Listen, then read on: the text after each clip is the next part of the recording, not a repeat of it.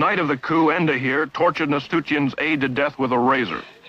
They call it death of 1,000 cuts. Sex orgies went on before the torture ceremonies got underway. The girls claim they were promised $10 for the evening's work, but were never paid. The girls were instructed by a communist women's organization called GERWANI. For 6 months before the coup, they were meticulously trained in the fine art of torture. They were even given 4 innocent human victims to practice on. The way it was planned, according to their confessions, was the night of the coup, the captured army generals would be brought to a farm near Jakarta called Lubang Buaya, or the Alligator Hole. Great mob now, and students, having suffered, I would say, about 8 or 9 injured, have regrouped and are now moving back down towards the palace, banging on the telephone poles with rocks as they go. They've mixed violence with music all morning. Between the rock throwing and the scuffling, they keep singing their revolutionary anthem, you can hear now. Okay, here they go again.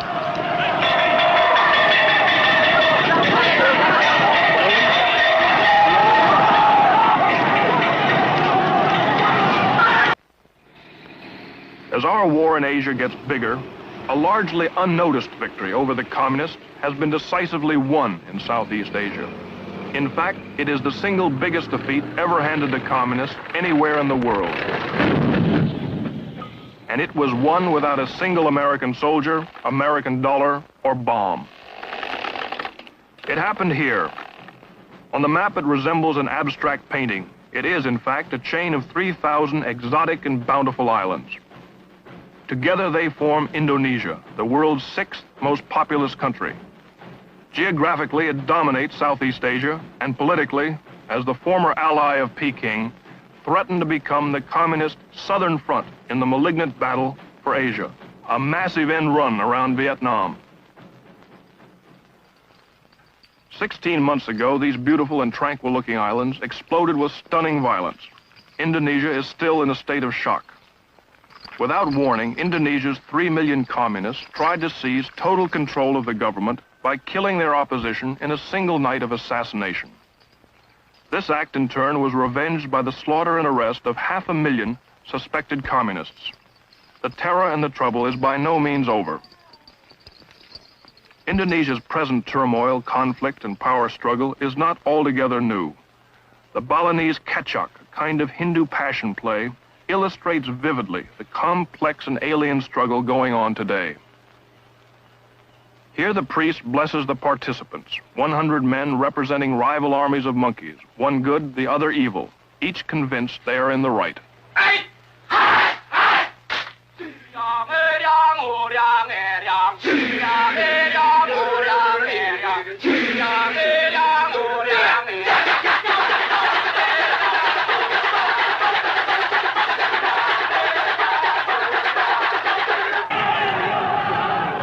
Today's real battle between the forces of good and evil rages in the streets.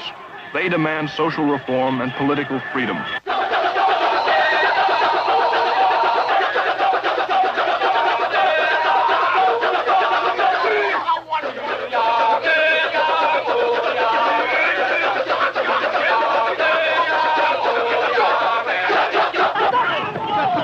Their cry is not down with America or Yankee go home. What they are demanding, in effect, is down with the communists, Yankee come back.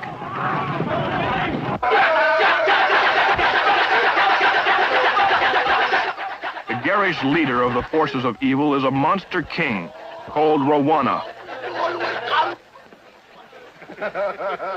President Sukarno, with flamboyance and arrogance, led Indonesia to liberation in 1945 after 350 years of Dutch rule.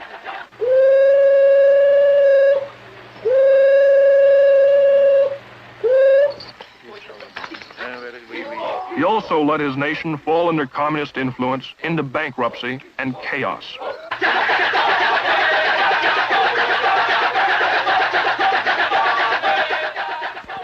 The good king, portrayed by a girl, is named Rama. Rama, with the help of his army, tries to save the country and destroy the evil forces of Rwanda. Today it is General Suharto and his army that crushed the communist coup. It is Suharto that leads the effort to remove President Sukarno.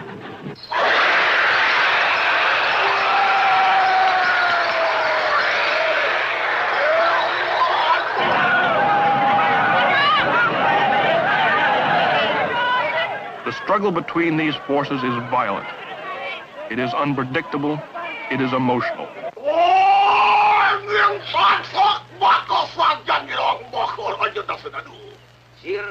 In Hindu mythology, we are told the battle can never be won because all good has some evil in it, and all evil has some good.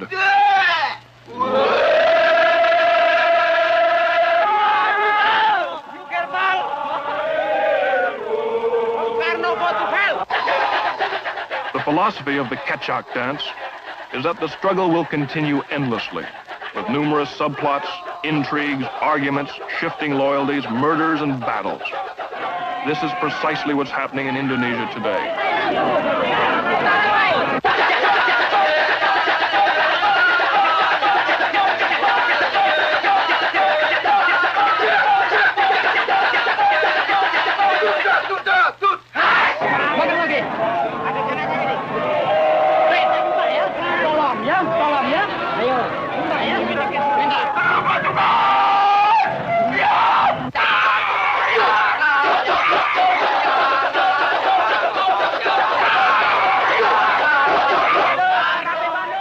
With unprecedented violence, Indonesia on her own has handed the world its single biggest victory over the communists. But it is a complex and uncertain victory in the battle for Asia, and it is a troubled victory. Ted Yates, NBC News, reporting.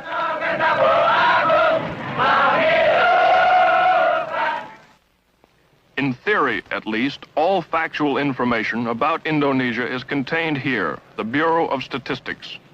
Before the United Nations was expelled 2 years ago, it spent about $1 million on such things as helping conduct a national census. But the census, like construction on the Statistic Bureau itself, was never finished. When the Indonesian minister in charge of the census read the first depressing statistics, he denounced the UN survey as an imperialist plot, and the project collapsed. So virtually nothing is known about the world's sixth largest nation. They think their population is 109 million.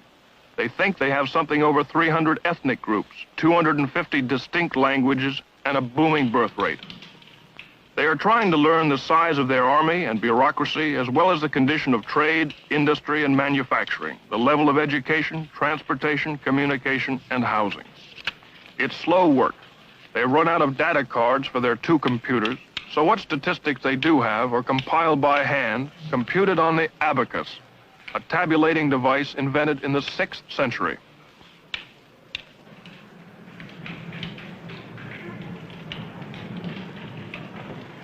Vital as this job is, Indonesia's plight today is so far-reaching that the people hired to untangle the mess rarely come to work, and when they do, stay only half the day. Sanusi here is preparing to leave. After 33 years, he's now head of government agricultural statistics. His salary is $5 a month. With the galloping inflation, that supports his family of 8 for only 4 days. So to stay alive, he holds 2 other jobs. The statistics just have to wait. The main reason he comes to work is to collect his dole of rice, the standard supplement to salary in Indonesia's socialism. But these days, rice is scarce, so the United States is helping to supply some in the hope that people like Sanusi will not starve and will continue to work at critical jobs, even part-time.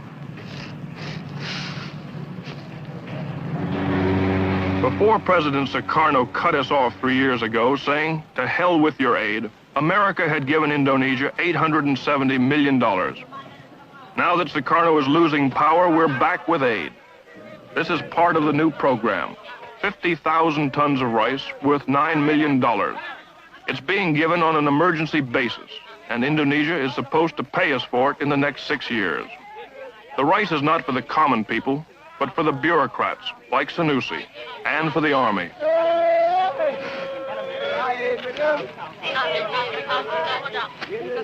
About 3% of the rice never reaches its destination.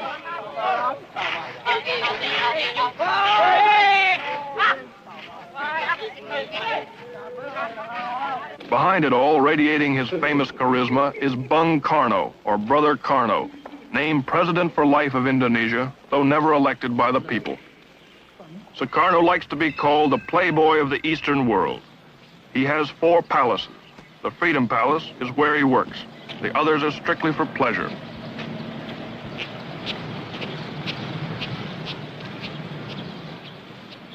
Besides having the largest collection of nude art in Asia, he's a devout Muslim who's pilgrimaged to Mecca. But now he's at odds with his church. They claim he has too many wives, 6 instead of 4. But this is the least of his problems these days. The supreme farmer, the supreme Boy Scout, the supreme philanthropist, the supreme guardian of the justice, the supreme guardian of the Muslim faith, to mention a few of the titles he's conferred on himself, is being stripped of his power and implicated not only in the unsuccessful communist plot to seize Indonesia, but also for the economic ruin that strickens his country.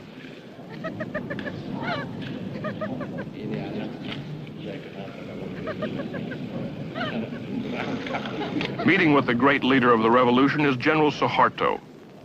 He's at his side not to help him lead the country, but to methodically lead him out of power. Suharto heads what is called the New Order. Relentlessly, they are opening to public scrutiny the corruption and conspiracies of his regime.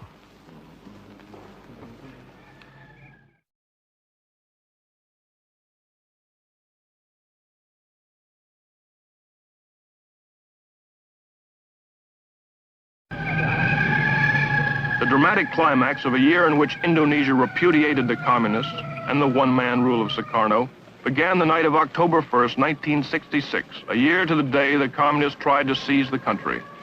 Assembled was a special military tribunal. On trial was Dr. Subandrio, next to Sukarno the most powerful man in Indonesia. He was Deputy Prime Minister, Foreign Minister, head of the State Secret Police, boss of the anti-American State News Agency. He was also President Sukarno's closest friend and confidant. His trial was particularly significant because it helped establish that Sukarno himself clearly had a role in the communist coup. It was Sukarno who protected Subandrio in the palace after the coup attempt. When students ransacked Subandrio's foreign office and discovered correspondence between him and Red China's foreign minister Chen Yi planning the coup, they stormed the palace, threatening to behead Subandrio. Only then was he imprisoned. The charges against him include treason and conspiracy. The evidence showed Subandrio helped the 3 million-strong Communist Party, its initials PKI, to plot and carry out the coup, including the mass murder of Indonesia's military high command. It was charged that he welded the Indonesia-Peking axis, stole government funds, invented stories to discredit the United States, and conspired with Red China to smuggle guns to Indonesia's communists. Haji Dr. Subandrio pleaded innocent to all the charges. He was found guilty and sentenced to death.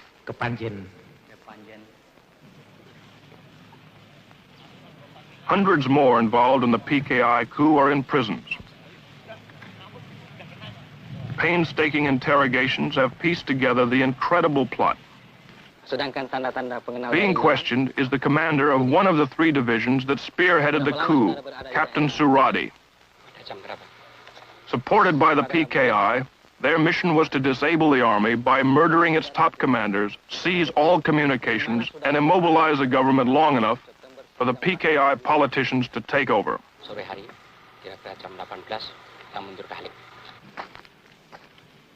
The cells on death row are filled with the plotters.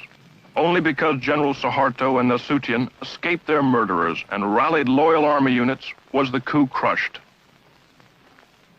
Colonel Latif here tried to kill General Nasution, was wounded in the process, and now awaits trial.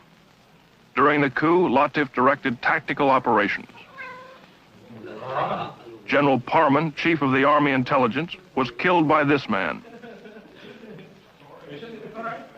He shot General Yani, Chief of the Army. Here the murderer of the Deputy Chief of Staff.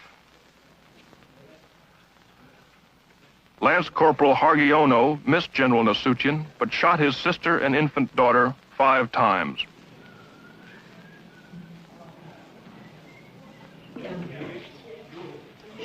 Terror and bestiality was a calculated part of the PKI plan. They even had special mutilation squads made up of girls. The night of the coup, Enda here tortured Nasution's aide to death with a razor. They call it death of 1,000 cuts.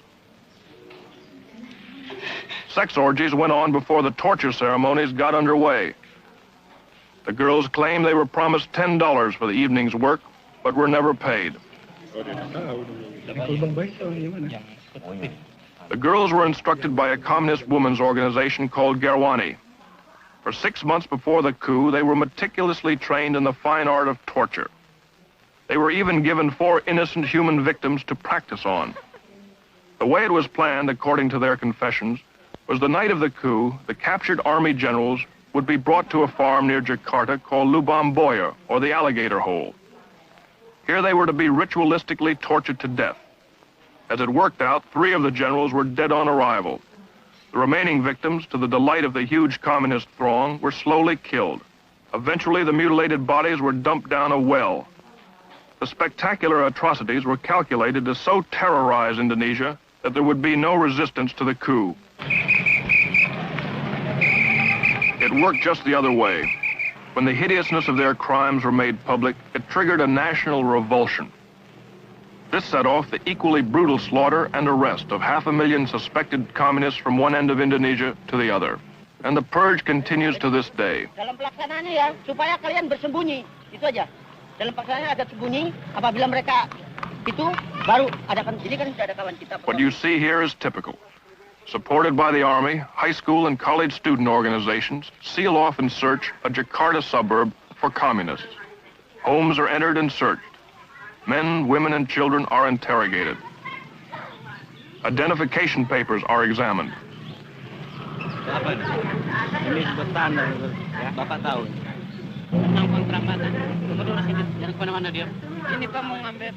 If the students or the soldiers don't like what they find or meet any resistance, summarily and without warrant or formal charge, they take the suspect into custody.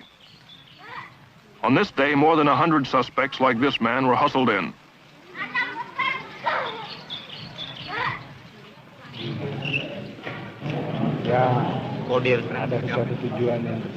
A kind of kangaroo court, supervised by military officers, was held in a nearby building.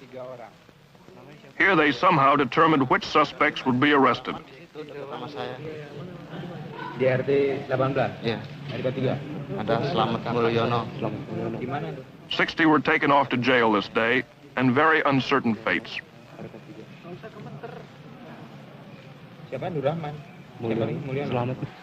The bitterest current purge is against the Chinese. Between 15 and 40,000 have been killed. The slogans say, Sukarno is the dog of Peking. Sukarno, whore of Peking. The communists are the Chinese. Kill the Chinese. In some places, Chinese stores must be labeled with a sign, RRT, meaning People's Republic of China. Usir means kick out the Chinese. The hatred for the Chinese, even the loyal Chinese, is due in a large part to the fact they dominate 80% of the economy, and many refuse to integrate or assimilate with the Indonesians. About 600,000 remained citizens of Red China, and they did support the PKI. Worst of the Chinese pogroms are here in Sumatra. Last August, a Muslim group gave the 7,000 Chinese in their district 5 days to get out. To prevent their slaughter, the Army packed them into makeshift camps. They reacted strongly when we tried to film their plight.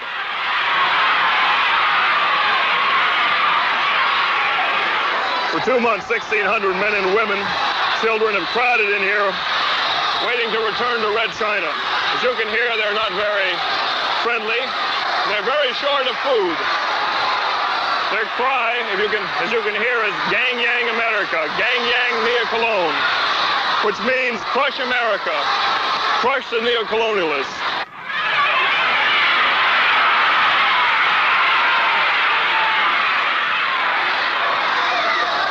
Watch out, Julie, here comes from the stones. They're throwing stones at us here.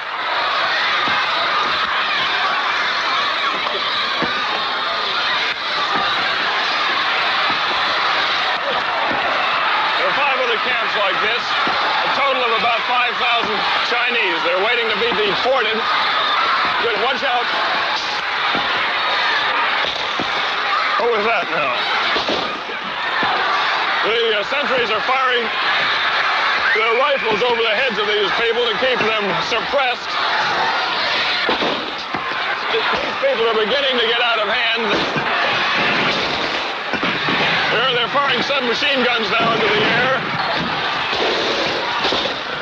Uh-oh, one soldier was just hit on the chin by a rock. Okay, Julie?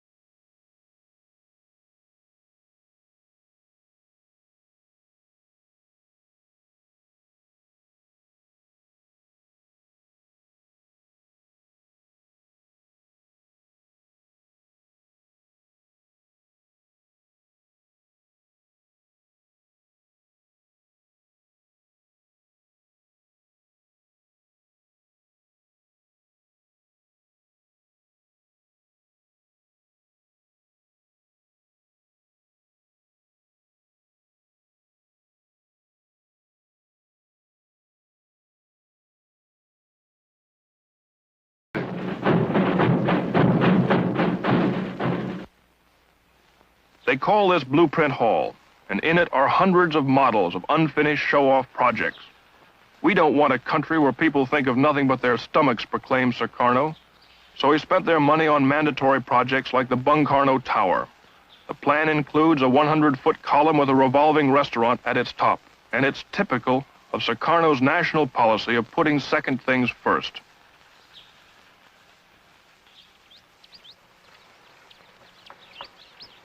This is as far as the monument got before the money ran out. It's reported the Viennese architect who designed the tower got $700,000 for his plans and was decorated with a hero's medal by the president. All in all, this cost about $1 million. Another expensive fantasy was CONIFO, Conference of New Emerging Forces, a sort of United Nations of the anti-imperialist world with Sukarno as its leader. Here it stands. Red China backed the project, expecting to dominate it. She also used packing cases for construction materials to smuggle guns to Indonesia's Communist Party. It was to cost $16 million. Since the coup, work has stopped, the Chinese are out, and $10 million have gone down this drain.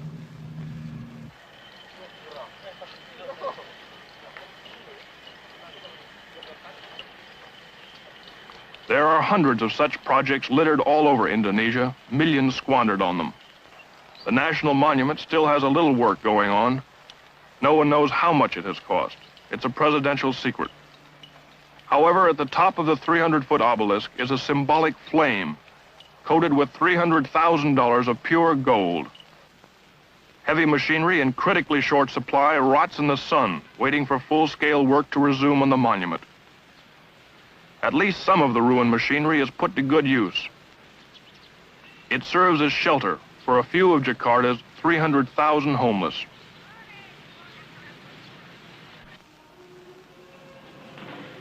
One gaudy Sukarno project actually finished is the Bali Beach Hotel. The 300 air-conditioned rooms are mostly empty. The Indonesians can't afford them and the tourists can't get to them. There are no jets to Bali, and the planes that do get there fly a haphazard schedule.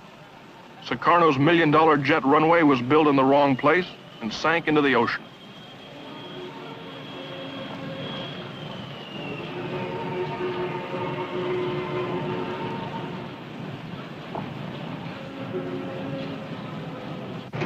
The word Tabit on the bus is a Sukarno slogan meaning live dangerously. And getting off this morning is Sanusi, head of Indonesia's Bureau of Government Agricultural Statistics. It's not every day he can get a bus ride home. Jakarta, a city of 4 million, has only 60 city buses that still work. Sanusi is going home as usual with his dole of U.S. aid rice after a couple of hours in the office. He has 2 other jobs to attend to. Without his cookie business and dry goods hustling, his family would starve. His life, like the city around him, is desperate. Jakarta's canals are open sewers. Smallpox has been epidemic. More than half the city has no electricity, and the cost of living has risen 2,000% in the last year. To live at all is to live dangerously. With him away, and most of his colleagues also off moonlighting, the statistics dawdle along. But some clear facts have been established, most of them gloomy. But bad as things are, one positive fact is known. Indonesia has a fabulous potential wealth in natural resources, and the new order wants it exploited. So they're returning the private properties expropriated by Sukarno's regime. Goodyear's Sumatran rubber empire is an example. It was seized in 1965. The Rubber Workers' Union was communist-run, so after the coup, many of them were killed or imprisoned. Some of the survivors, you see them here, still work the rubber, but this time as prisoners and at gunpoint.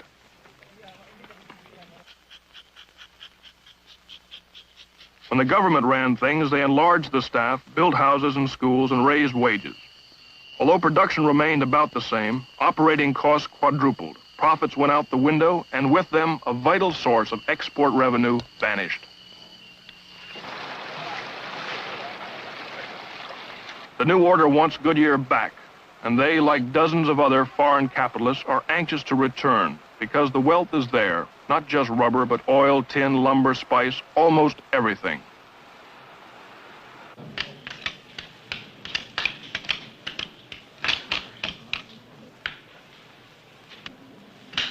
Not all their findings are as happy. 20 separate nations invested millions to push forward Indonesia's development of heavy industry. Most projects met fates like this. This is what's left of a Russian-sponsored steel mill.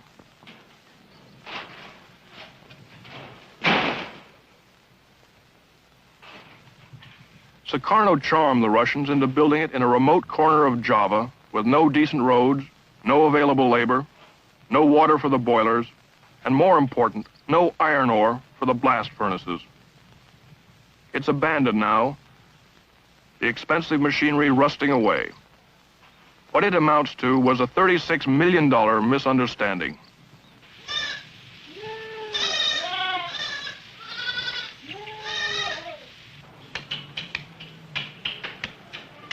They have found that 2,000 miles of main road haven't been repaired since the Dutch left 22 years ago, and that at least 78,000 trucks, buses, and cars don't run simply for lack of spare parts.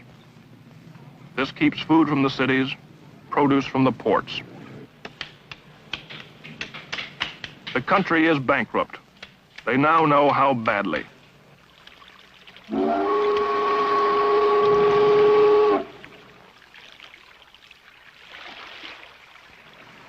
Indonesia owes the outside world exactly 3 times as much money as she can earn. This is one of the causes. To earn foreign exchange, Indonesia must trade, and assuming her factories were working at more than 20%, which is doubtful, and that she had the roads and the trucks to move her products to the ports, which she doesn't, the ports are falling apart. Sumatra is the richest island in Indonesia, and this is Sumatra's biggest port. Not only is the harbor silting up with mud, but 80% of the machines that move cargo are broken. In many cases, they need only a simple spare part.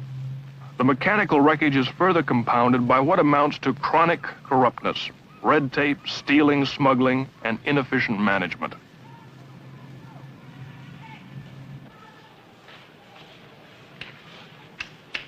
Based on all this, the World Bank says Indonesia needs $300 million in emergency aid now, just to hold its own.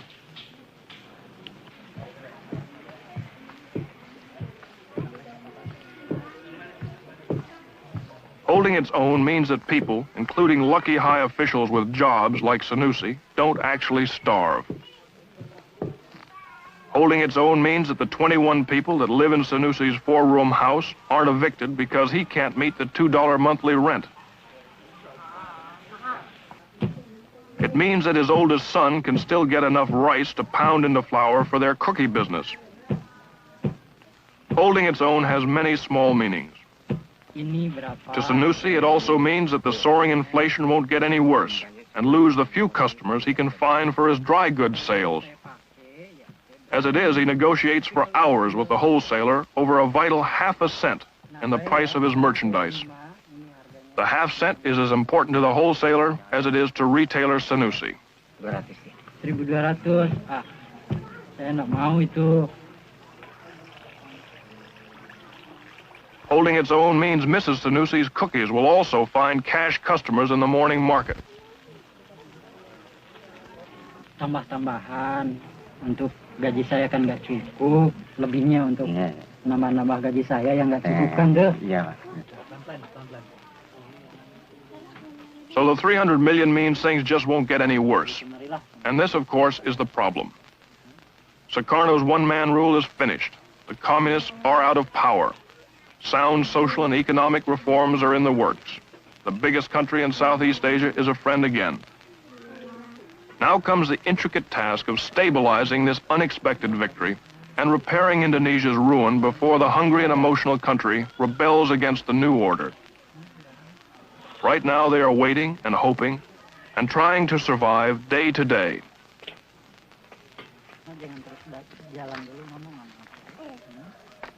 Sanusi's worry this morning is simply whether his son can sell all the cookies and turn a 10-cent profit. Ted Yates, NBC News, reporting.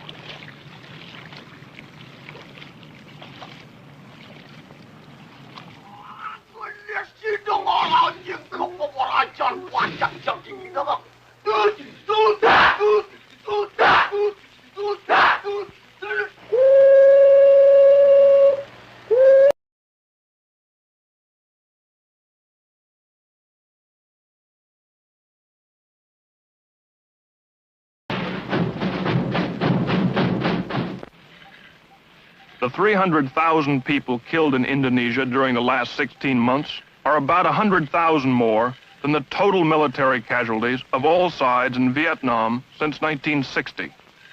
In many cases, entire families were liquidated. But still there are thousands of widows like this young mother. Without trial, her husband and 300 other alleged communists were shot by the army and dumped into this mass grave. 50,000 in all were killed just on the romantic island of Bali. A young college professor named Rata, who helped remove the communists, explained how they went about it. Bali is such a beautiful island. The people are so attractive, climate so lovely. It's hard to believe that so many unpleasant things went on here in the last year. Yeah, but now Bali become more beautiful without communists. And this is the duty of the Balinese people to clean their own island from the communist influence. This is the holy duty. And we did it. In Bali, we did it. What actually happened here in this village? Yeah, the story here is because some of the communist leaders from this village realized that they did wrong already, and they come to the village council and ask to the village council when village council will clean their village from the communist people. You mean the communists themselves asked to be killed? Some of them. And then the village council make a list who must be killed from that village. And some of them want to be killed, but they ask a time. For example, if you want to kill me, you can kill me the next day. And now give me a chance to pray to the temple, to the village temple, to say goodbye to all of my relatives. And the next morning, I'm ready to be killed.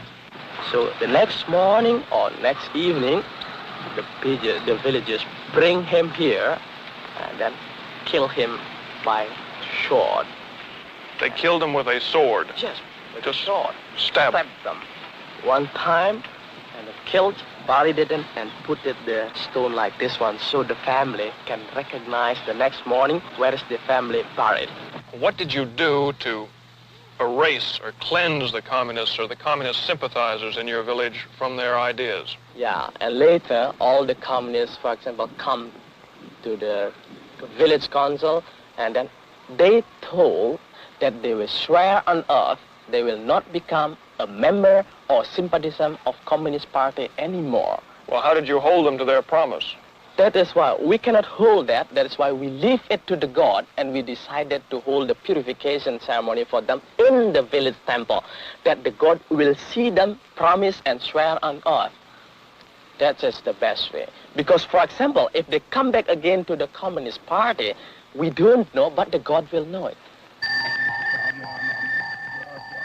He is notifying God that a dozen communist sympathizers are to be purified. Girls from the village enter the temple with religious offerings.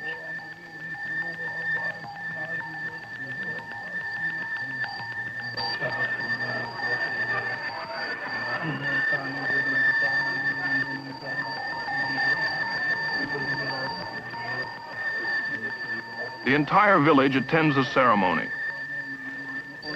The Mangu Dalim, or temple priest, prays to the particular Hindu god in charge of political purification to forgive the surviving communists in the village and to accept their vow never to be one again. It's a bit more involved than putting your hand on the Bible and swearing to tell the truth, but the principle is the same. It's a kind of religious loyalty oath. Events in Indonesia might be a little easier to understand if the communists were killed just for their political beliefs and unscrupulous practices. However, their slaughter was largely a religious issue, a power struggle between communist atheism and fanatical Muslim, Hindus, and Christians.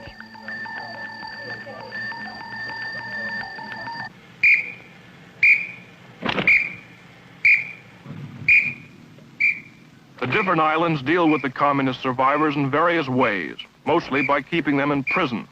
It's estimated that today 150,000 like these are locked away without formal charges. In some camps, they are starved to death or released periodically to be killed by the local citizens. Assalamualaikum warahmatullahi wabarakatuh. In this Sumatran camp, the policy is to re-indoctrinate the inmates, which include women and children, in the concepts of God and state ideology. Saudara-saudara, pada hari ini kembali Friends, kita meneruskan pelajaran kita. today we are back here to continue our lessons. Saudara-saudara, Friends, pada masa-masa recently all of you have been taken along, persuaded, diajak, ordered, diseru, and diprovokasi propagandized supaya to make you disbelieve in God.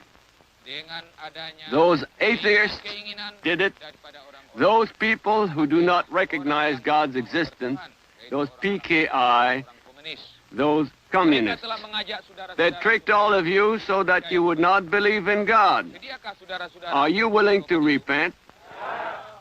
Oleh karena itu, marilah saudara. Now let's everybody chant the prayer in order to beseech God's forgiveness. Ya. Astaghfirullahalazim. Astaghfirullahalazim. Alladzi la ilaha illa huwa. Wa atubu ilaih. La ilaha illa huwa ar-Rahmanur Rahim. That's the Muslim way. Here's how the Christians do it. Meskipun bukan sejak semula Tuhan menjadikan kita berdosa. Although God did not create us with sins, we are all full of sins. Our behavior has been sinful ever since our great-grandparents in paradise, Adam and Eve. Dan terutama basisnya ialah the foundation of our life is our relationship with God. If we are at peace with God in our hearts, then there will be peace on earth. Sudah ku dapat sayang Tuhan, meskipun banyak ku berat. Astaghfirullahalazim. Tentuku patutlah ditolak. Allahumma inni atubu ilaika minha. Ya Bapa, ampunilah segala dosa dan kesalahan kami, dan oleh pertolongan serta persekutuan Roh-Mu yang Maha Kudus. Amin.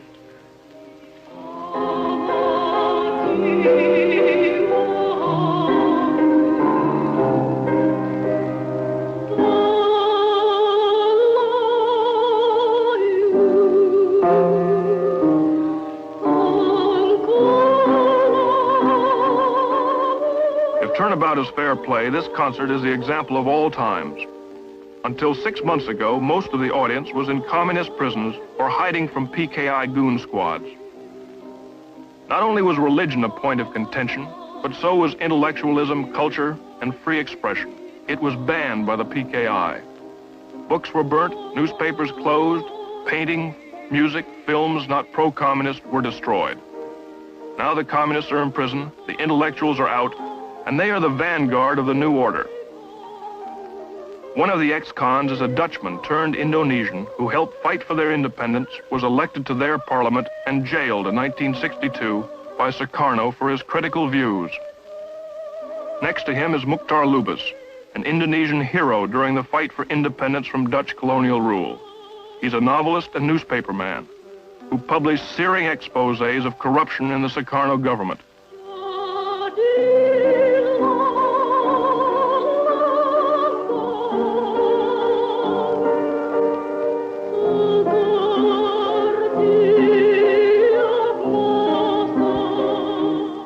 His anti-PKI writings sent him away for 9 years.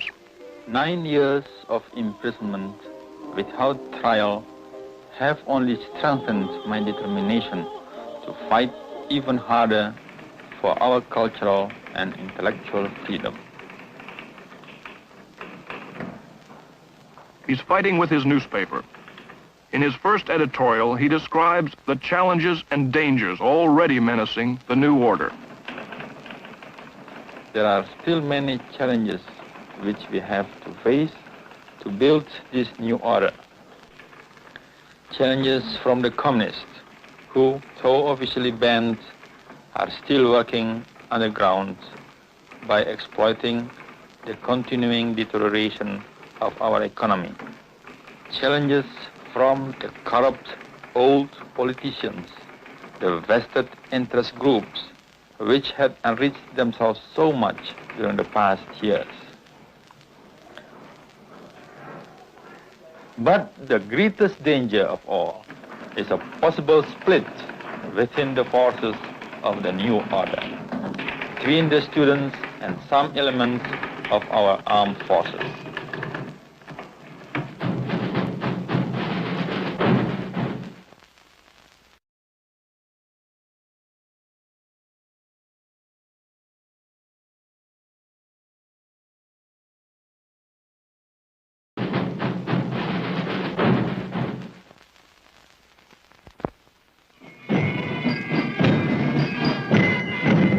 The outcome of Indonesia's involved power struggle rests here with the army.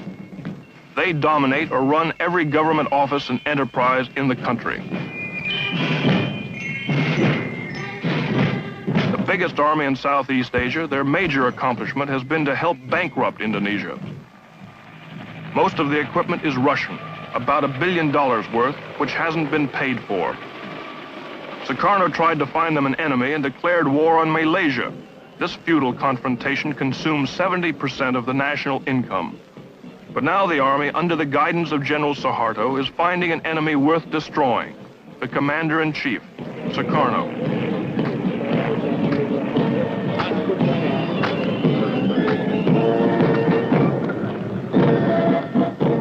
Many of the officers have wanted to eliminate Sukarno for months. General Nasution here has been among the most determined. Destruction of Sukarno has been restrained by General Suharto. A premature move might divide the army and trigger a civil war. For all his faults, Bung Karno is still supported by millions of Indonesians. So amidst all this plotting, Sukarno viewed his bankrupt army and addressed his dissident officers.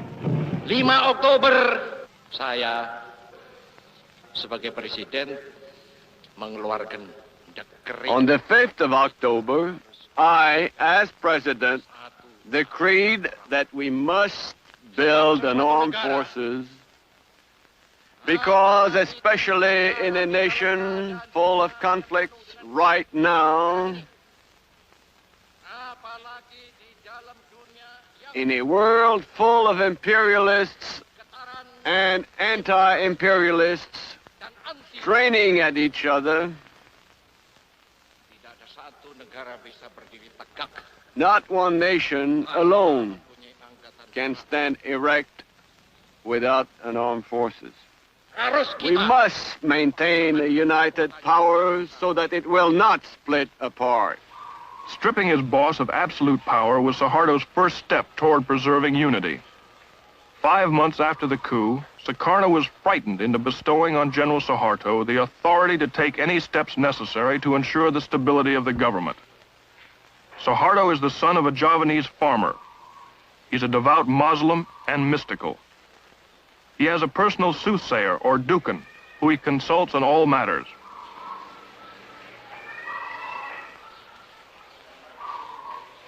An authentic hero in Indonesia's War of Independence, he considers himself a soldier, not a politician. Unlike Sukarno, his most lurid art object is this patio fountain statue. And he has only one wife.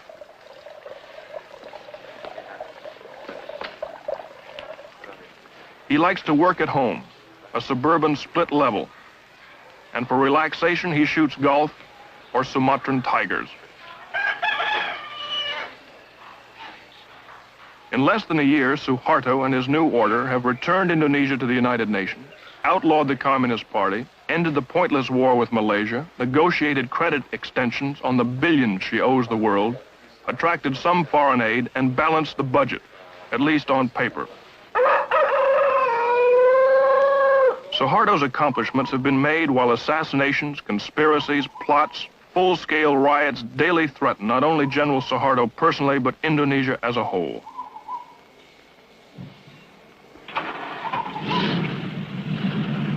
With a minimum of fanfare, almost stolidly, Suharto patiently, step by step, pursues his mission of bringing stabilization and order to Indonesia.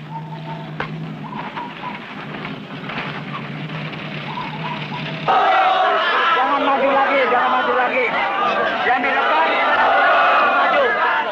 Yang di depan. The most unruly and impatient force Suharto has to contend with are the students. Under pressure of their rioting, 2 cabinets have fallen. They forced Congress to reinstate constitutional rule, abolished by Sukarno. This morning, it's Sukarno himself they want to abolish. They plan to storm his palace. Warned by the army this would not be tolerated, they went ahead anyway. Before it was over, 60 were in the hospital. Street riots notwithstanding, General Suharto's most dangerous problem is to reorganize Indonesia without starting a new revolution. In the interest of economy, he should cut government bureaucracy by 1/3 and fire half the army. He should also remove his soldiers from control of the government and let civilians take over. He has to reduce subsidies on food and transportation, and prices will shoot up. It's all political suicide, and in Indonesia, political suicide is not a figure of speech. Here's how it went in October, when the people expressed their opposition toward the Sukarno government.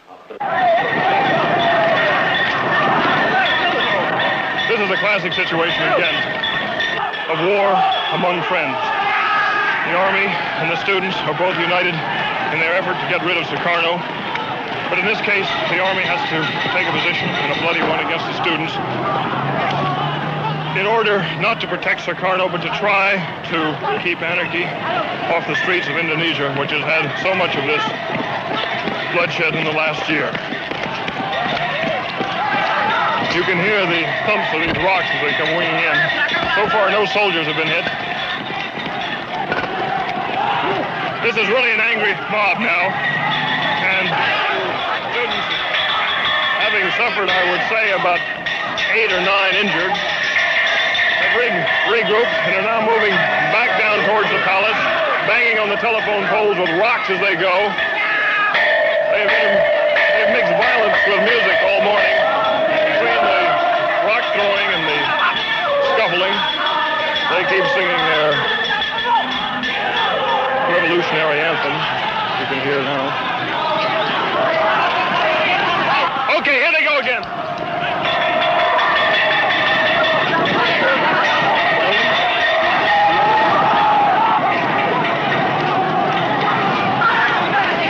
There must be about 1,000 students here now, maybe 2,000. They're being repulsed, run back up this street. Stones are popping all over. The safeties are off. All the machine guns and rifles have been loaded.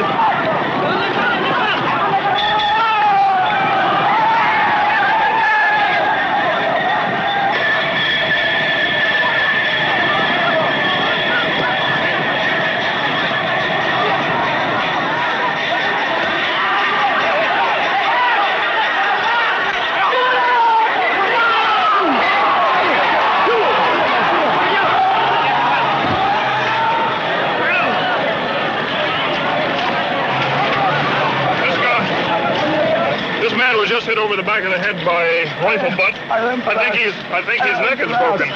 I'm afraid he's... I am blessed. My name is Zaxi. Is there a doctor here? I am blessed. Shut up, doctor! You're oppressed, I understand that.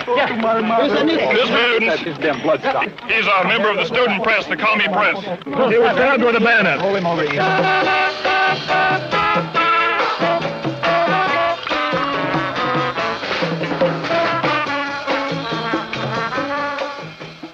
It's hard sometimes to understand why Indonesia has put up with Sukarno as long as they have. The occasion is a palace garden party, 2 days after the students were bayoneted away.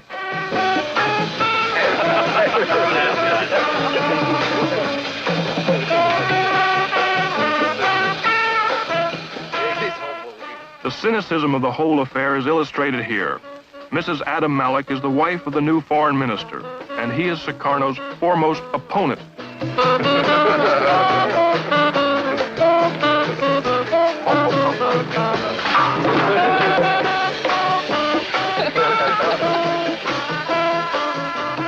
At one time or another, he's wooed, won, and rejected Russia, England, Yugoslavia, Holland, Japan, and America. The latest victim of his charm is Red China. Here he greets them. They are as uncertain about what's happened in Indonesia as they are about what's going on back home in China.